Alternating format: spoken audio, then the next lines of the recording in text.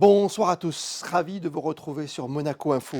Avec à la une de l'actualité ce soir, les suites des conséquences économiques et sociales de la crise sanitaire. Nous recevrons dans un instant le président de la Fédération des entreprises monégasques, Philippe Portelli, le patron des patrons, bilan secteur par secteur à l'orée de l'été, risque de faillite, de licenciement, le maintien du chômage total temporaire renforcé, les aides de l'État. Nous évoquerons avec notre premier invité tous les grands sujets du moment relatifs à la santé économique de la principauté. Que faire de vos enfants, des tout-petits? L'adjointe à la mairie en charge de la jeunesse, Chloé Boscagli-Leclerc, fera le point sur l'organisation des crèches et les activités pour la petite enfance cet été. Et puis, vous nous donnerez votre avis dans ce journal sur le port du masque, toujours utile ou pas. Et cette question, toute simple, continuez-vous à le porter? Mais sans plus tarder, comme tous les soirs, le point info du jour avec vous, Sandrine Nègre. Bonsoir Sandrine. Bonsoir Christophe, bonsoir à tous. Le second tour des élections municipales en France a eu lieu hier. L'occasion pour nous de faire un point donc sur les maires des communes limitrophes qui nous entourent. Patrick Césari à Roquebrune-Cap-Martin a été élu pour un 5e mandat. À Menton, Jean-Claude Guibal, réélu aussi. Gérard Spinelli à Beausoleil et Xavier Bec à Cap-d'Aille avaient eux été élus dès le premier tour. Elle a été créée en 1882. Des nouvelles ce soir de l'école du Louvre, plus que centenaire. Le lancement du projet École du Louvre 2021 a été annoncé à Paris, programme architectural qui va reconfigurer l'établissement avec le réaménagement de la bibliothèque, des services documentaires et informatiques et la création d'un centre de recherche. Un ambitieux projet qui bénéficie du mécénat exceptionnel d'un homme bien connu sur le rocher, Majid Boustani, président de la Francis Bacon MB Art Foundation. Et on en sait un peu plus, Sandrine, concernant un événement très attendu par tous les férus de lecture. Les rencontres littéraires Fabien Boisson ont annoncé que le Salon du Livre de Monaco se déroulera le samedi 10 octobre prochain de 10h à 18h30 sous le tunnel Riva. Au programme notamment le palmarès des jeunes lycéens à qui un concours est proposé, de la musique avec la jeune pianiste monégasque Stella Almondo et la présence bien sûr de 70 auteurs qui devraient être présents pour rencontrer les visiteurs mais surtout les lecteurs. A tout à l'heure Sandrine. Et avec nous ce soir, Philippe Portelli, président de la Fédération des entreprises monégasques. Bonsoir à vous. Bonsoir. On fait le point, nous sommes en pleine période de déconfinement, c'est le début des grandes vacances. On a à peu près tous les chiffres aujourd'hui, on sait que ce sera une année sur l'ensemble très compliquée. Ça, ce n'est pas une surprise, Philippe Portelli. Oh non. Oh que non. Avec un PIB qui sera automatiquement à la baisse? Je ne prendrai pas des paris sur la fin de l'année. Nous sommes à peine à la moitié de l'année aujourd'hui et tout dépend du rebond. On constate que certains secteurs d'activité ont rebondi très vite. Le bâtiment par exemple, les banques n'ont pas baissé. L'industrie est pour l'instant autour de moins 15, moins 20%, mais elle est partie de zéro. Donc elle a déjà bien cru. Après, l'industrie qui exporte dépend aussi de ce qui se passe ailleurs dans le monde. On ne sait pas comment ça va se passer dans 3 mois, septembre, octobre, novembre, avec le froid qui peut revenir, le virus qui peut revenir en plus grande force dans des marchés importants pour la principauté. Et par ailleurs, c'est vrai aussi, il y a des secteurs comme le tourisme, l'hôtellerie, qui eux, pour nous, sont énormément en souffrance et qui, selon nous, pour les prochains mois, vont avoir de grosses difficultés. Les entreprises vont devoir mettre la clé sous la porte, ça on en est conscient aussi, ou pas? Monaco a cette énorme chance d'avoir 1700 entreprises de plus de 3 salariés, et parmi ces entreprises, chacune travaille sur des marchés de niche. Certaines, on pense aux agents de voyage par exemple, vont énormément souffrir et sans doute certains agents de voyage mettront la clé sous la porte. D'autres pourront s'adapter, d'autres vont réduire parfois l'effectif de 5-10%, 15%. D'autres, on pense aux banques, ont passé la crise sans aucune difficulté. Et c'est une des grosses forces de Monaco, c'est qu'elle ne dépend pas comme d'autres zones de la Côte d'Azur, principalement du tourisme. Je discutais avec un gros commerçant de vêtements, il est à moins 20% au mois de juin. C'est pas dramatique, c'est pas bien, mais ce n'est pas catastrophique. Ce sont 7 semaines d'arrêt de toute façon, hein, pendant le Covid. C'est non seulement 7 semaines d'arrêt, mais c'est surtout le rebond et l'impact psychologique sur les consommateurs je dirais, de l'épidémie de Covid, de ce qui en a été dit dans les médias, de sa nociveté, de sa mortalité réelle également. Beaucoup de dirigeants aujourd'hui nous disent, et Jean Castelli nous le disait encore vendredi, qu'il fera tout pour ne pas reconfiner, même en cas de retour de l'épidémie, parce qu'on a vu les conséquences dramatiques sur l'économie mondiale. On a massacré des centaines de milliers d'emplois en Europe et peut-être des millions d'emplois en Europe à cause de cette épidémie. Les chefs d'entreprise à Monaco sont les vrais propriétaires de leur boîte et vont tout faire pour maintenir l'emploi et maintenir l'activité. Avec l'aide de l'État pendant longtemps, quand même, depuis le début de la crise. L'État a mis en place le CCTR. C'est important, c'est de l'argent qui a été donné aux salariés pour maintenir leur emploi et leur revenu à 80% du revenu net. C'est bien, mais au-delà, ce Covid amène une crise de confiance.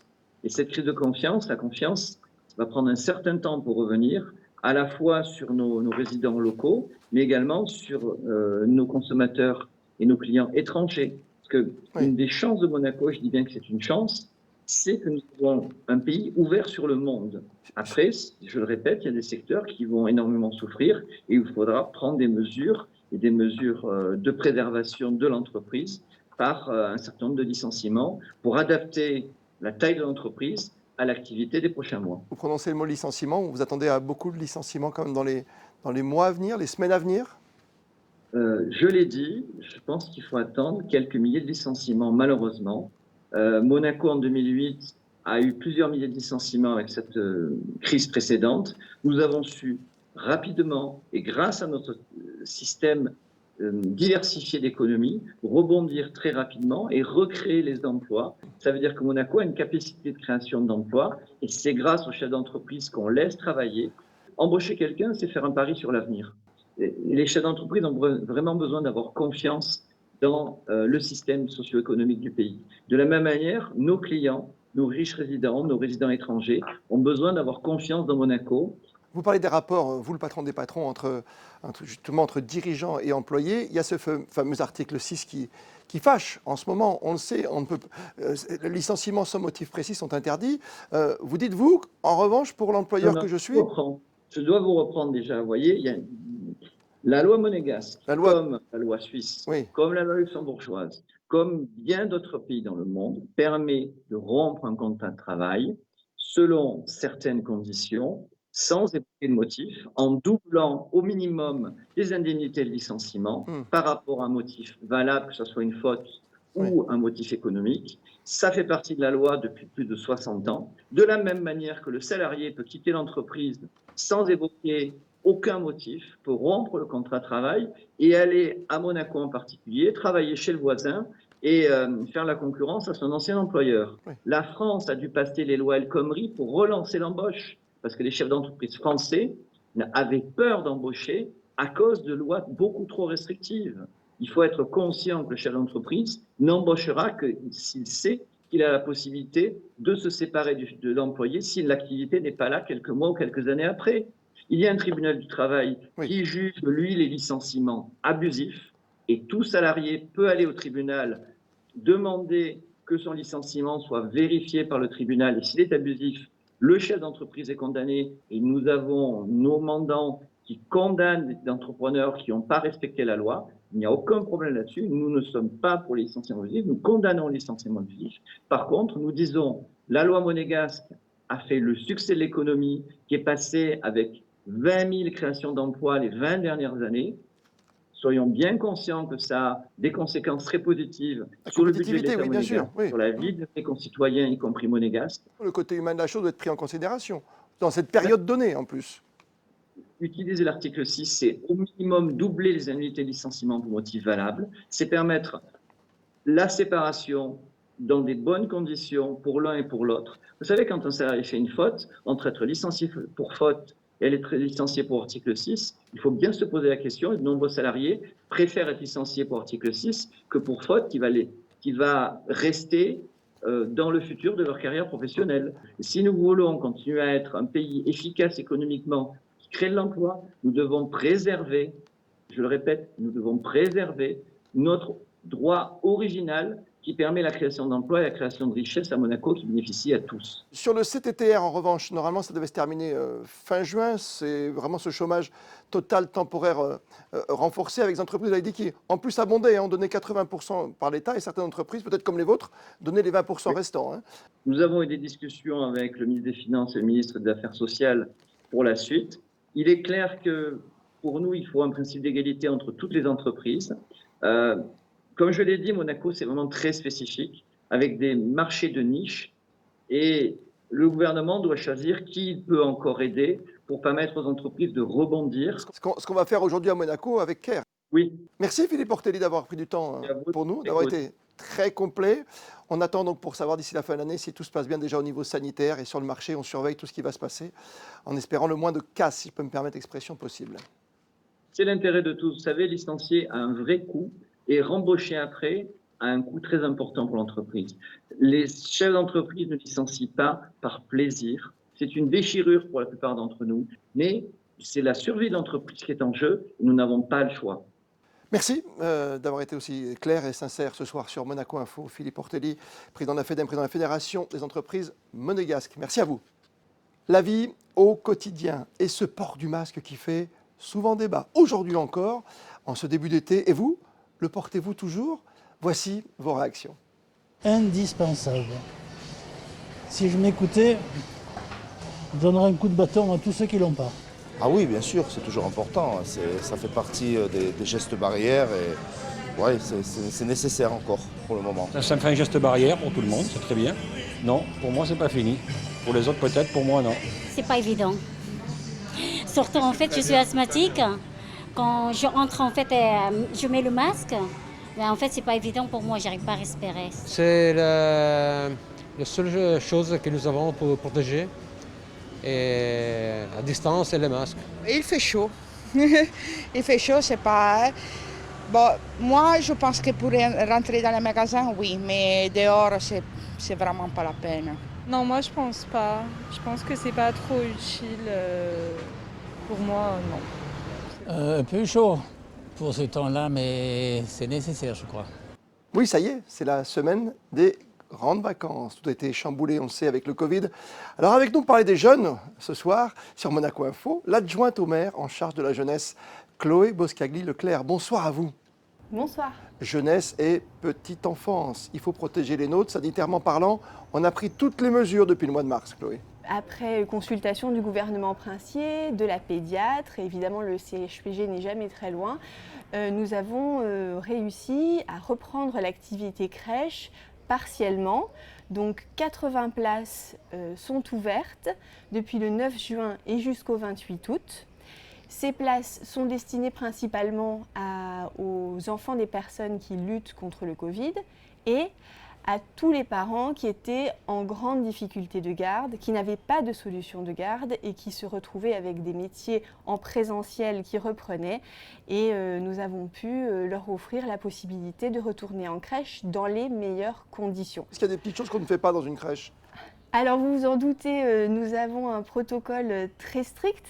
Nous avons doublé les effectifs pour permettre de faire de la distanciation quand c'était possible, que les petits jouent tout de même. Nous avons évidemment des produits déjà nettoyants qui sont extrêmement adaptés. Nous avons renforcé cet aspect-là.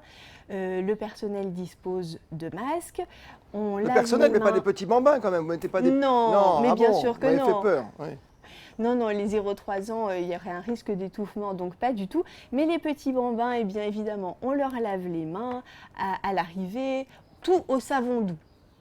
Avant aussi les repas, avant la sieste, après la sieste, tout ça dans le respect de leur rythme, mais avec toujours en tête d'assurer la protection de tous et de chacun. Ça veut dire, Chloé, que peut-être dans leur tête, ils vont garder ces images-là pour toute leur vie?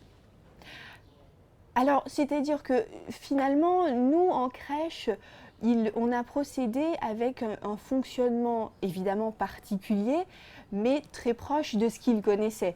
Parce que donc, nous avons 80 places réparties sur 2 structures, et au sein de ces 80 places, on a créé des micro-crèches, c'est-à-dire des groupes de 10 enfants.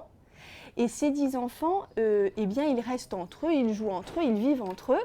Et ils restent ronds du 9 juin au 28 août, ensemble. Mais les enfants, oui, je pense qu'ils se rappelleront bien, mais ça c'est une règle d'hygiène qui me semble assez bonne, qu'il faut se laver les mains. Juste, vous parlez toujours du 28 août. Mais que va-t-il se passer après? Parce qu'il y aura une rentrée scolaire un peu plus tard. Tout à fait. Nous, on a tout organisé pour évidemment reprendre l'activité en totalité. C'est notre souhait le plus cher, vous vous en doutez. Il faut voir maintenant, et comme nous nous y sommes soumis depuis le départ de cette crise, les conditions, je dirais, nationales, les décisions nationales, les règles sanitaires nouvelles, éventuelles, relatives à la rentrée. Et quand tout sera fixé, on croise les doigts. J'espère qu'on repartira sur un accueil de crèche complet. Les petits-enfants sont bien en place, 0-3 ans. Mais après, est-ce que ça se complique un peu ou est-ce qu'il y a assez d'activités pour tenir tout un été en Principauté de Monaco? Alors, nous avons, et c'est un crève-cœur, dû renoncer à notre activité mini-club. Ça a été une décision très difficile à prendre. Vous le savez, il y a les travaux du Larvoto qui nous... C'était là où était notre mini-club traditionnellement.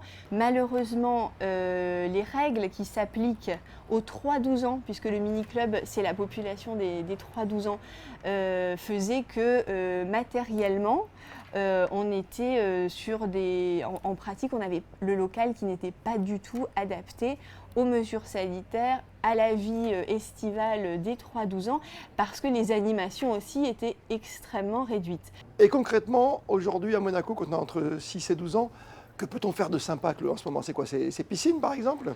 Donc on a le Stade Nautique Régnier 3 et notre super parc Princesse Antoinette qui a réouvert pour la joie des tout-petits et aussi des sportifs. Et voilà, et j'espère qu'on pourra tous revenir à une vie, je dirais, un peu plus standard. Chloé Boscagli-Leclerc, on vous souhaite un bel été parce qu'il y aura beaucoup de travail. Vous l'avez dit, vous avez doublé les effectifs, les crèches vont rester ouvertes. Merci d'avoir été avec nous ce soir sur Monaco Info. Merci beaucoup, bonne soirée. Et on vous retrouve, Sandrine, pour le point info pratique du jour. Nous vous en parlons régulièrement, avis à ceux qui ne se sont pas encore fait tester. Le dépistage se poursuit chaque mardi à l'espace Léo Ferré pour les Monégasques, résidents, salariés et même scolaires. Alors n'hésitez pas, rattrapage demain 30 juin de 8h30 à 18h. Et on revient sur les modalités prévues au Fort Antoine. La billetterie pour les spectacles de cet été au Fort Antoine a ouvert aujourd'hui, vous le voyez, au théâtre Princesse Grace. Retrait des places du lundi au vendredi de 12h à 18h30. Direction Monte-Carlo et une information du côté de la SBM cette fois. Et oui, ses portes s'étaient refermées en raison du confinement. Et bien l'hôtel Hermitage va de nouveau accueillir sa clientèle. L'établissement ouvre ce mercredi 1er juillet. Il rejoint la liste des hôtels de la SBM ouverts cet été. Le NMNM multiplie les rendez-vous pour les petits. Le mois de juillet débute cette semaine, les enfants n'ont plus école. Et bien dès le jeudi 2, le NMNM propose de nouveaux ateliers destinés à la jeunesse. Ce jeudi, par exemple, de 14h à 16h, à l'honneur, la fabrication d'une caméra obscura dans les jardins de la Villa Paloma. Atelier pour les 6-12 ans, réservation à l'adresse qui s'affiche actuellement au bas de votre écran. Le nouveau musée national de Monaco qui prépare un tout nouveau projet. Vous vous êtes rendu sur place, Vanessa Dessy.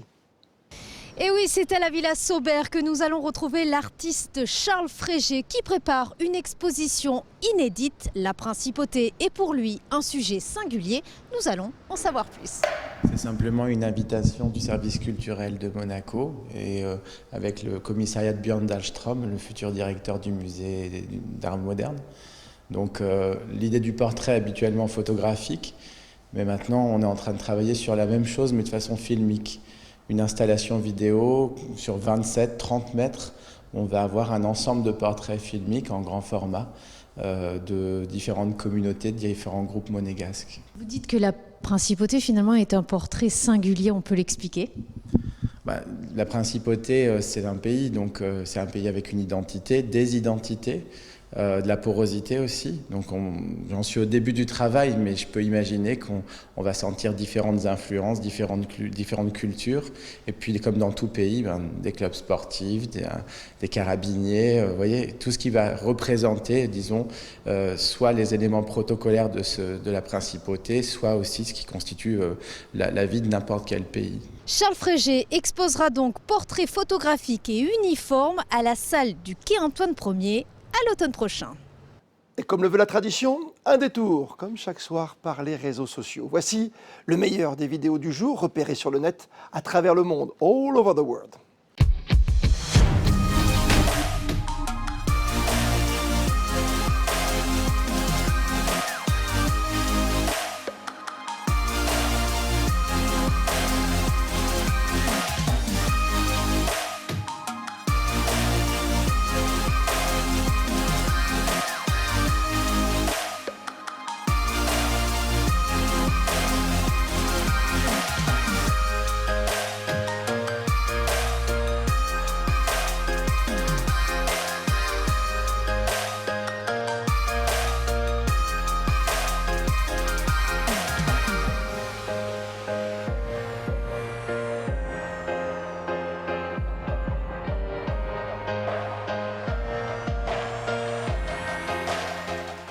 Des nouvelles du temps avec la tendance pour ces prochaines heures, Sandrine. Dernier jour du mois de juin, demain, Christophe, placé sous le signe du soleil et de températures bien estivales, 19 degrés le matin et jusqu'à 30 en début d'après-midi. Nous fêterons les Martiales. C'est bien noté, Sandrine. Et merci d'être de plus en plus fidèles, de plus en plus nombreux à nous suivre sur Monaco Info. Continuez encore et toujours à nous envoyer vos photos, vos vidéos, vos messages sur le réseau Malizia qui fonctionne 7 jours sur 7, 24 heures sur 24. On termine ce journal avec les instantanés d'un début de grandes vacances scolaires et passage obligé par la piscine du port. Photo rafraîchissante signée Mika Alési. Bonne fin de soirée à toutes et à tous et à demain, 19h, plus que jamais. Vous le savez, vous êtes bien sur Monaco Info.